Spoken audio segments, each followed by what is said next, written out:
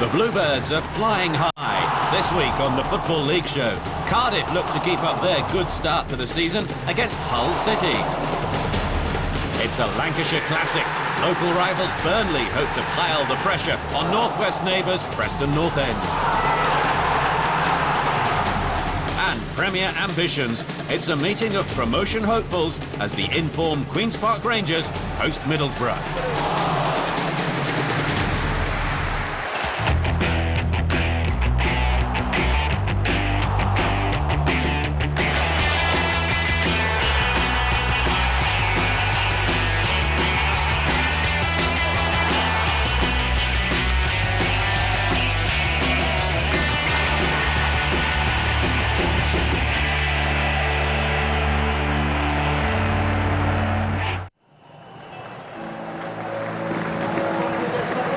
We start the show at the Cardiff City Stadium.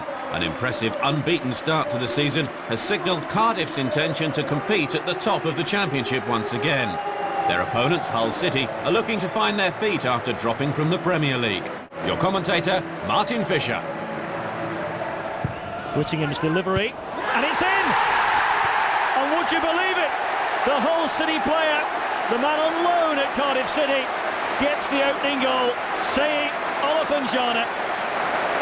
They've not played that well so far, Cardiff, but they're in front inside 20 minutes. And that is Datuk Chan Tianji, the Malaysian owner of Cardiff City. Big smile on his face, his first visit here, and his side are leading. Garcia goes for goal. Awkward bounce in front of David Marshall, and the Scot does what all goalkeepers are told to do in that situation, get his body behind it. Nigel Pearson, who became Hull's 5th manager in 4 years when he was appointed in June. McNaughton sees a gap and goes for it. McNaughton, oh, against the post! Cheers all around the ground for the run there of Kevin McNaughton. Delicious run by McNaughton. Just saw the gap, ploughed on through, chanced his arm, and is there a touch from that, Duke? Yes, there is. Here come Cardiff City looking for the second goal. Driven towards goal by Kumas, and it can't have been far wide, that one. It was bending at the last moment, this, but too late. Keogh's layoff. Whittingham. Wildig. Ray through the legs of Duke, and 2-0 Cardiff. And that settles it. Gavin Ray with his first goal for over a year.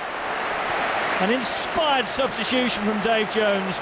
Beautiful move by Cardiff City. It's a good place to be at this moment. There's a great goodwill factor, good feel around the place, and everybody's buzzing.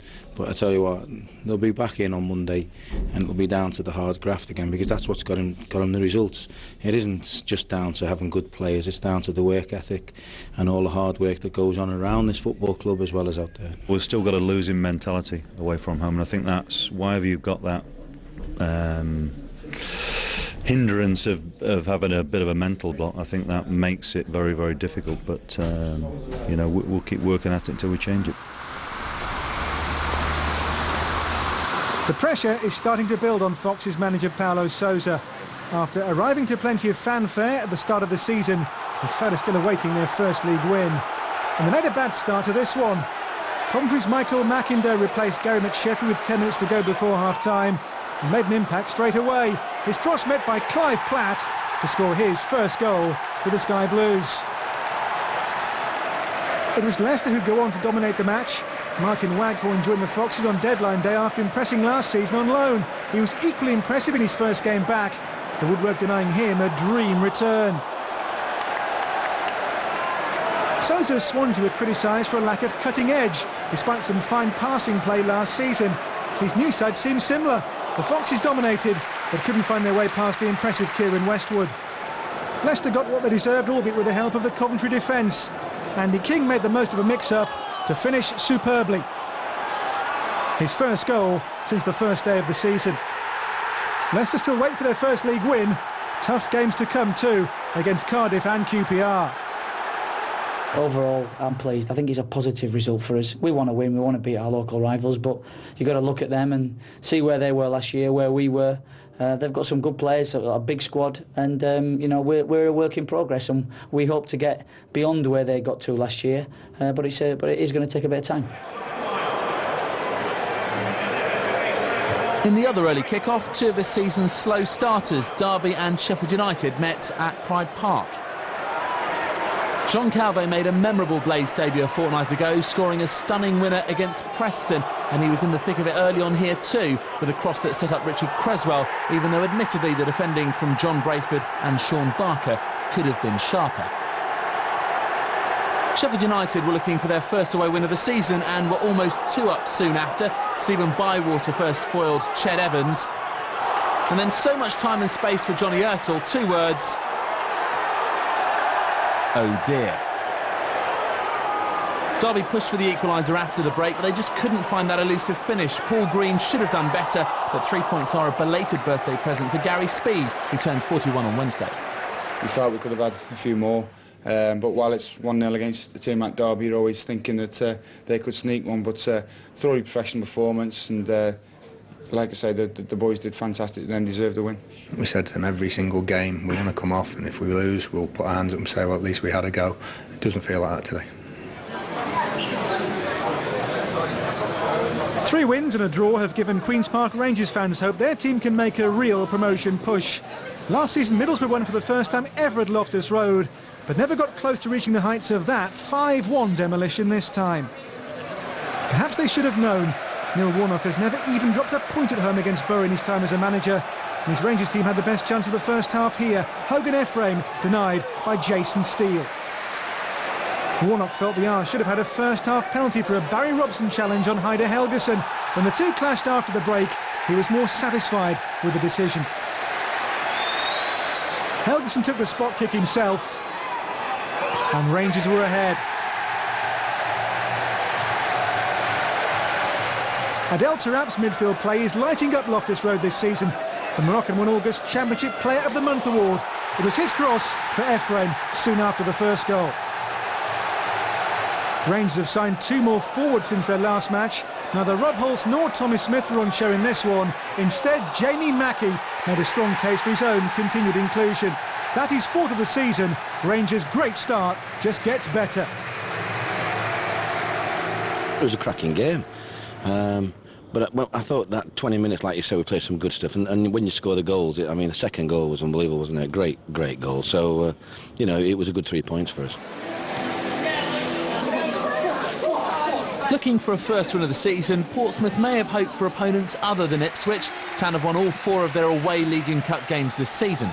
New signings Liam Lawrence and Dave Kitson made their Pompey bows, and both were involved as David Nugent had the home team's first real chance. He wasn't far away. Ipswich hadn't lost on any of their previous 12 league visits to Fratton Park, but they really should have gone ahead through Darren O'Dea. Not to be.